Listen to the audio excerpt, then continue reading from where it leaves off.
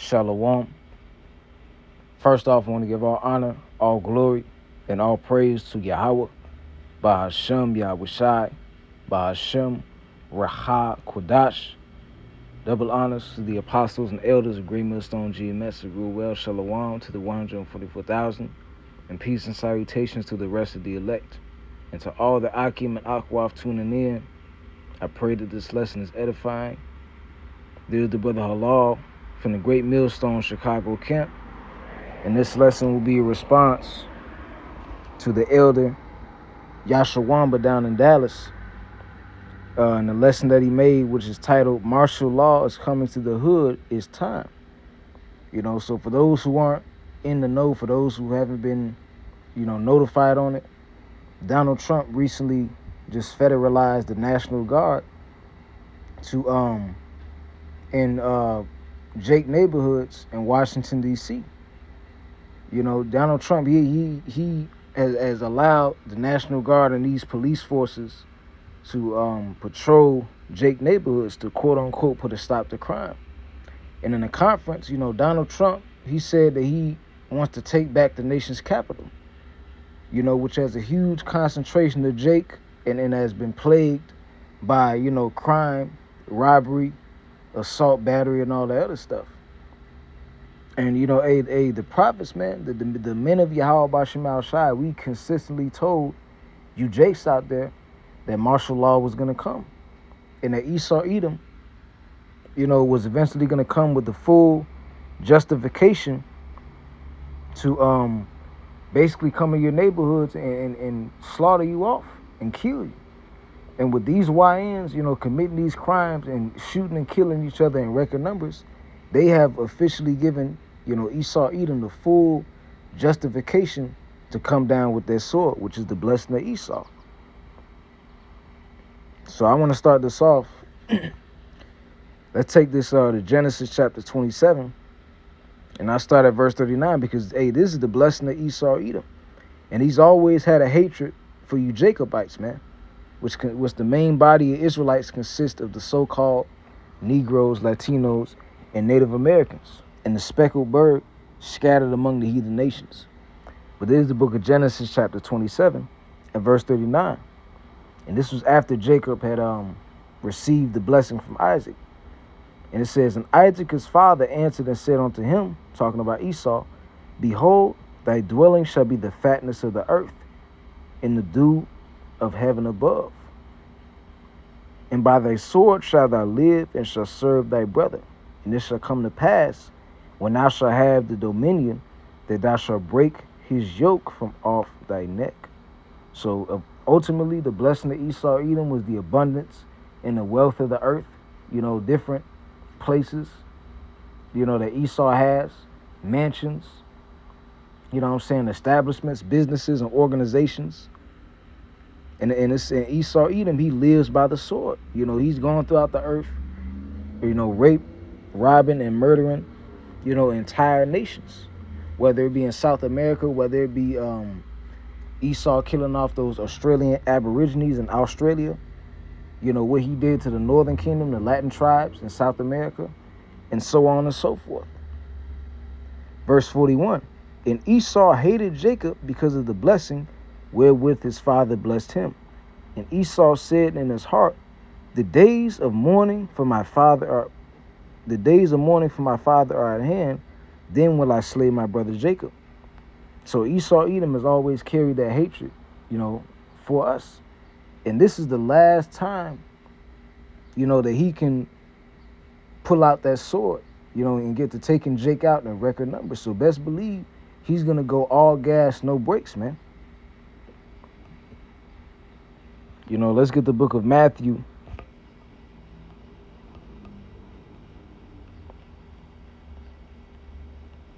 The book of Matthew, chapter 24. And let's start at verse 6. And this is Yahweh Shai speaking. It says, and ye shall hear of wars and rumors of wars. See that ye be not troubled, for all these things must come to pass, but the end is not yet. And this is the state that we're in the last days. We're hearing of many rumors of wars. War amongst these nations, whether it be Russia against Ukraine. Israel is still in a genociding the Palestinians in Gaza. All out war and turmoil is what we see in the earth on a daily basis when we watch the news. Verse 7, for nation shall rise against nation, and kingdom against kingdom, and there shall be famines and pestilence and earthquakes in diverse places. But the point is where it says, what? For nation shall rise against nation. And what does it mean by nation? What? Nationality. Matter of fact, I want to go into the blue letter and go into that word nation.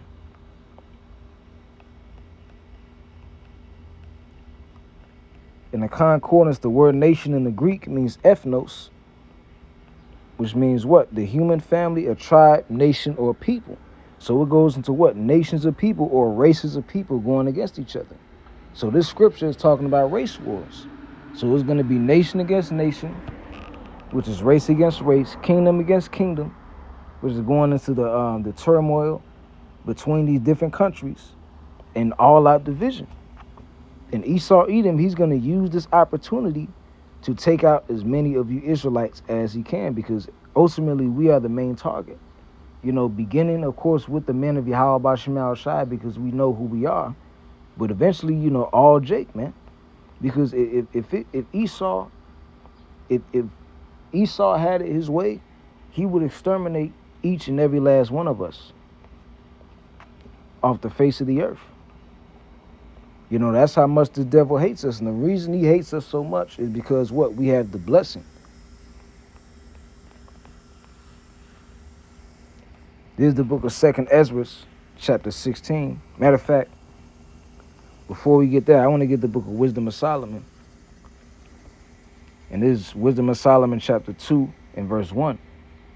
It says, for the ungodly said, reasoning with themselves, but not all right, our life is short and tedious. In the death of a man, there is no remedy, neither is there any man known to have returned from the grave. And this is the mindset of the wicked and of the ungodly. And this is what they think, of the righteous, man, of the Israelites, which represent the poor in the earth. Skipping down to verse 10, it says, let us oppress, Shalaki, it says, let us oppress the poor righteous man. Let us not spare the widow, nor reverence the ancient gray hairs of the age. Let our strength be the law of justice, right, and the policies and the decrees that they pass.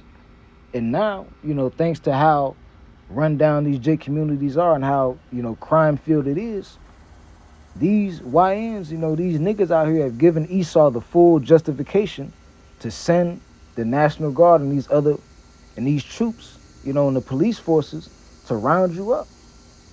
Because there's never been a point in history in the last, let's say, 20 years where the National Guard was just marching through the hood. They used to leave the hood alone. Usually in the hood, when you call the cops, it takes a long duration of time for them even to arrive.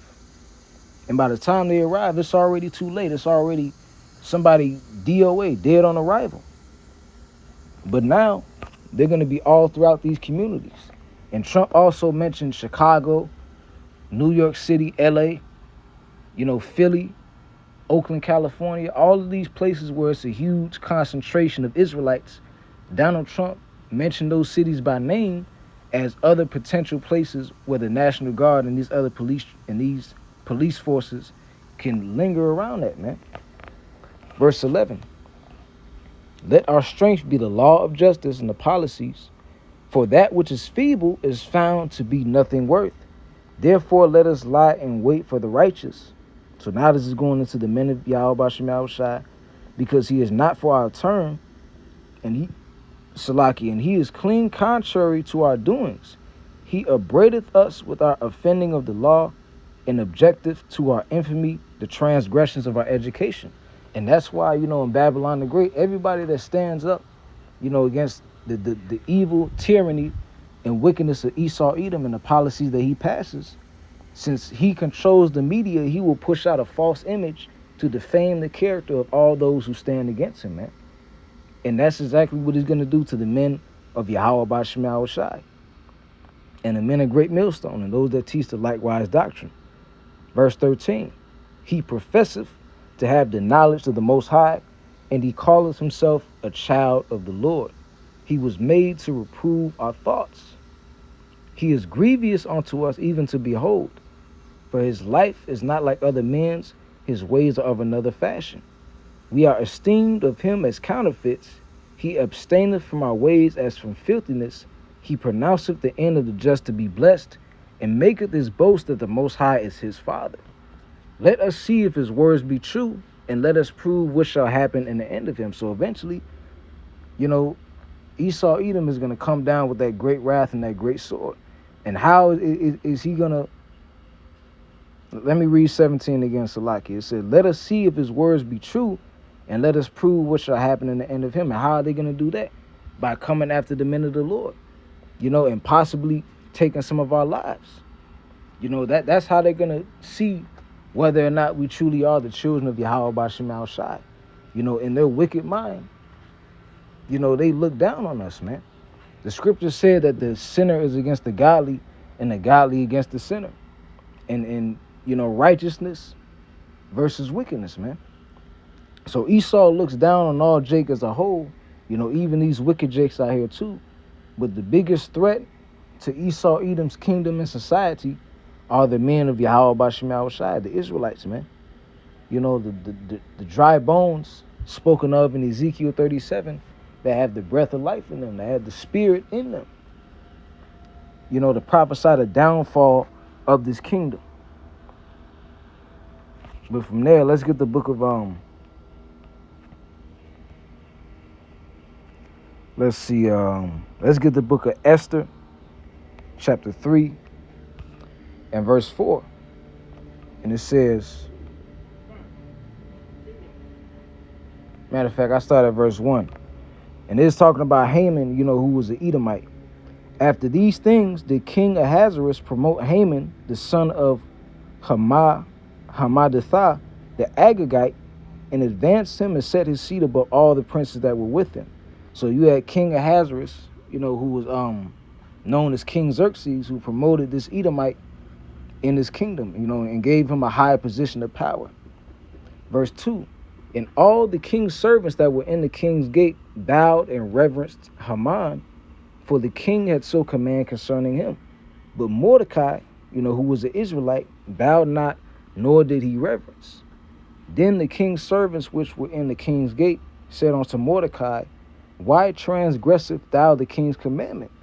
Now it came to pass, when they spake daily unto him, and he hearkened not unto them, that they told Haman, to see whether Mordecai's matters would stand, for he had told them that he was an Israelite.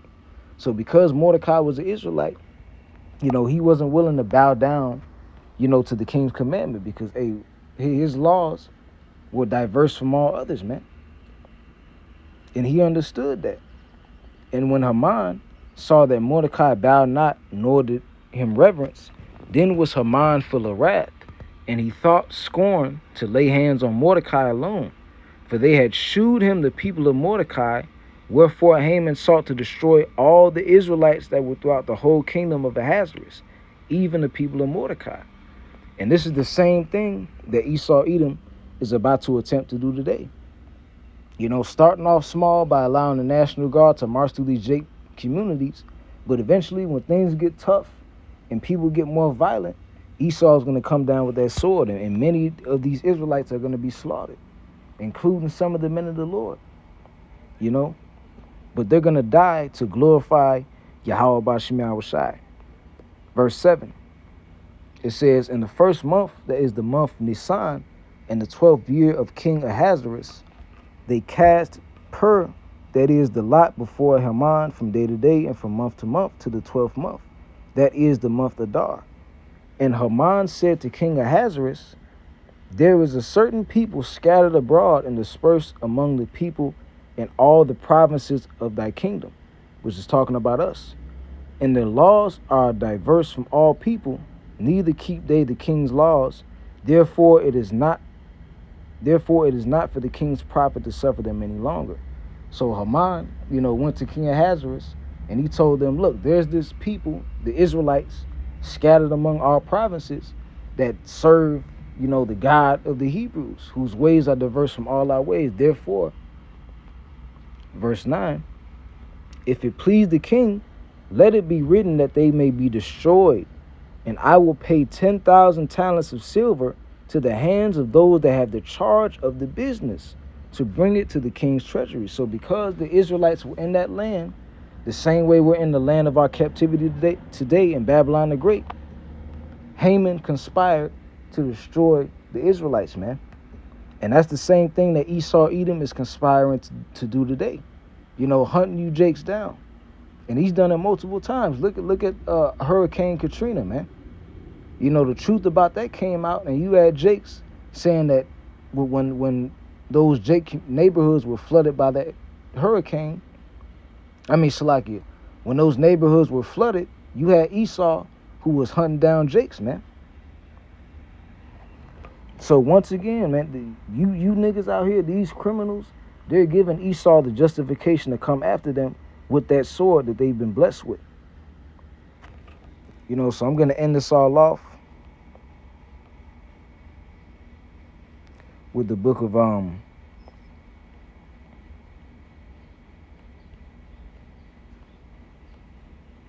Second Ezra.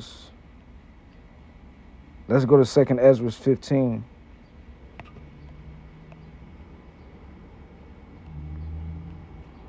The book of Second Ezra 15 and verse 14, and it says, "Woe to the world and to them that dwell therein." And the word woe literally means destruction. For the sword and their destruction draweth nigh. And one people shall stand up and fight against another, and swords in their hands. For there shall be sedition among men. And once again, I get the definition of the word sedition in the etymology. It says sedition, a rebellion, an uprising, a revolt, a factitious commotion in the state, a concerted attempt to overthrow civil authority, a violent strife between factions. So it's going to be rebellions, uprisings, and revolts, man. And Jake, of course, is going to be caught in the midst of that. But going back to the book of Second Ezra, verse 16, it says, "For there shall be sedition among men, and invading one another. They shall not regard the kings nor princes," talking about the politicians, "and the course of their actions shall stand in the power." So whatever these people have the power to do, they're going to do it, because iniquity is going to be abounding, man. Verse 17, "A man shall desire to go into a city and shall not be able. For because of their pride, the city shall be troubled, the houses shall be destroyed, and men shall be afraid. And a man shall have no pity upon his neighbor, which shall destroy the houses with the sword and spoil their goods, because of the lack of bread and for great tribulation." And these are the times that we're coming into. And like I said earlier, this is the last time, this is the last opportunity that Esau Edom has to, pull out that sword and slaughter as many of you Israelites as he can. Matter of fact, I ended off with the book of Revelation. This is the book of Revelation, chapter 12, and verse 12. And it says, "Therefore rejoice, ye heavens, and ye that dwell in them. Woe to the inhabitants of the earth and of the sea, for the devil is come down unto you, having great wrath, because he knoweth that he hath but a short time." And Esau Edom, the Edomites, they are the physical manifestation of Satan upon earth, pursuant to the book of Isaiah, chapter 14 on down. And this is the last opportunity they have to bring terror upon you Israelites. So best believe they're going to go out guns blazing, man. And it starts with this right here, with Trump deploying the National Guard into these so-called black communities. And it's only going to get worse, man. But the men that serve Yahweh B'Shem Al Shai are going to escape from that. So I hope this lesson was edifying, and I want to give all honor, all glory, and all praise to Yahweh, B'Hashem, Yahweh Shai, B'Hashem, Racha Kodash, double honors to the apostles and elders of Great Millstone GMS, Kwam Yashar Allah, Wa Abad Babal.